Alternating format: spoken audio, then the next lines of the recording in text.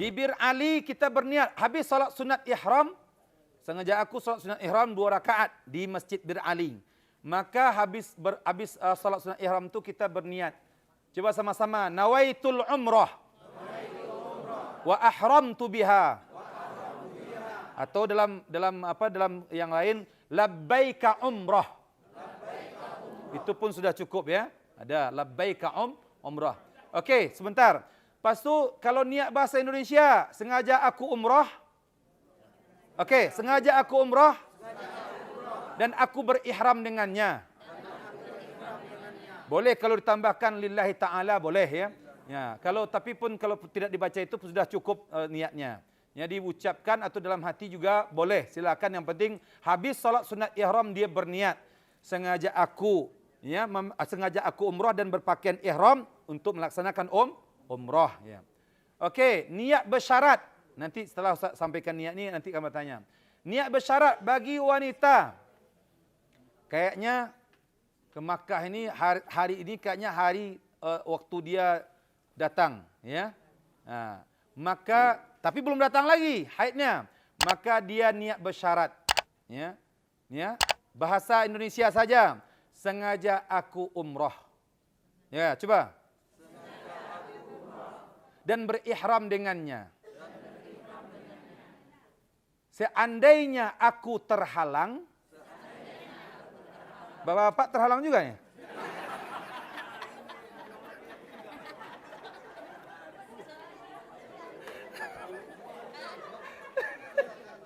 Niat ini untuk ibu-ibu aja. Oke, bagus. Bagus Bapak ya.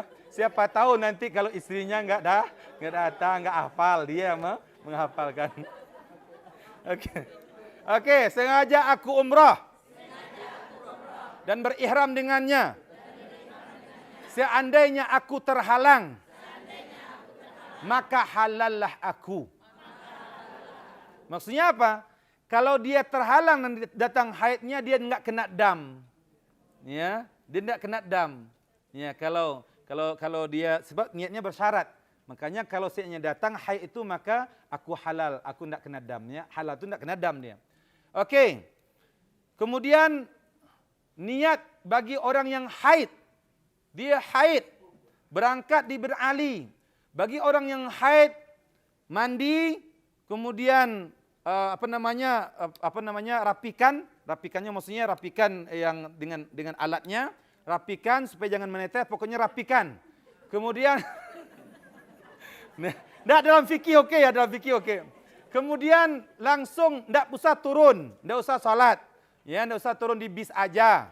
Ya, di bis aja ya, atau turun pun enggak masalah kalau tapi enggak usah masuk masjid untuk salat sebab dia dalam salat ya, tidak dalam keadaan salat. Maka kalau dia turun pun ikut semuanya tapi dia di luar masjid saja. Kemudian di situ dia berniat, sengaja aku umrah dan berihram dengannya. Seandainya haidku berterusan sampai aku pulang, halallah aku. Okey, itu niatnya. Namun ketika dia sudah bersih, sehari sebelum pulang dia tinggal hanya tawaf, umrah, sa'i, umrah, tahlul.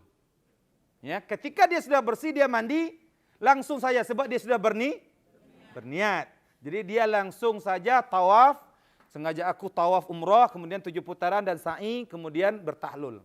Jadi itu niat bagi orang yang haid.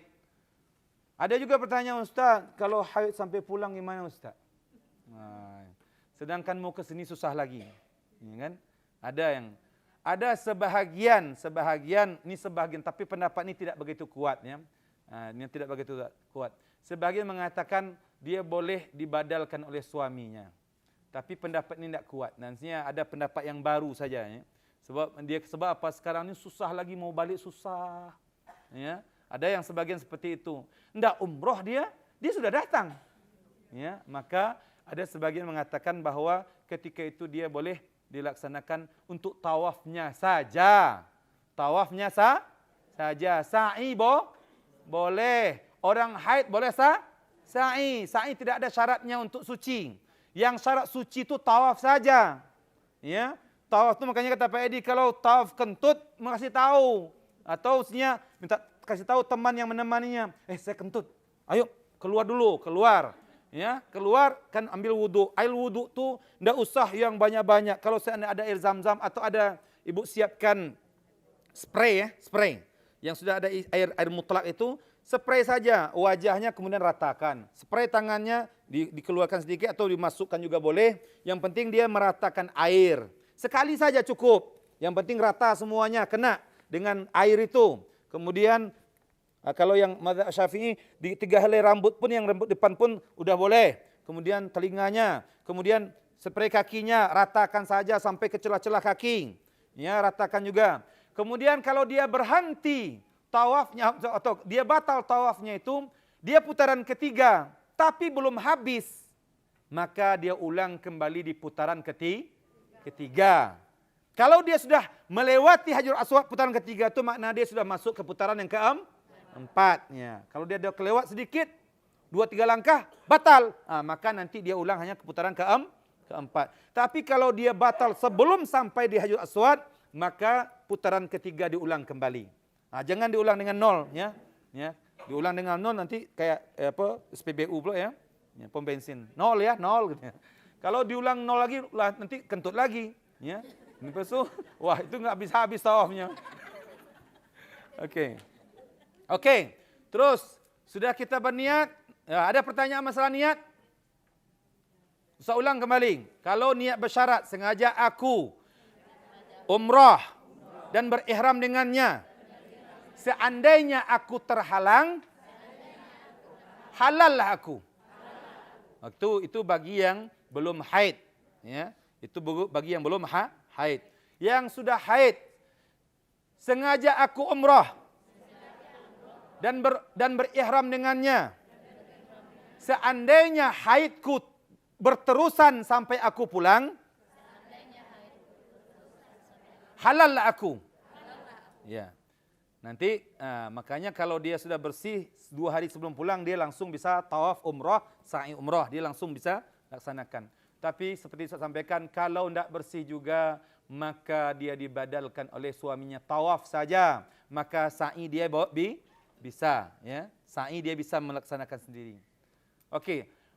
Atau bagaimana dalam pendapat yang lain, ketika dia sudah berniat umrah, kemudian dia tidak bisa tawaf, maka dia boleh melaksanakan sa'i. Ya. Namun ketika dia sudah suci, dia ulang kembali, tawaf kembali, sa'i kembali. Yang sa'i kemarin itu untuk mengisi waktu saja. Sebab sebab tetap kalau untuk kesempurnaan rukun, maka dia harus berurutan. Walaupun ada sebagian pendapat, tapi pendapat yang paling kuat harus berurut. Tawaf dulu, baru sa'i, baru tahlul, ya. Oke. Makanya dalam mazhab Syafi'i, tertib itu rukun, harus tertibnya. Ingat umrah, ingat haji, ingat.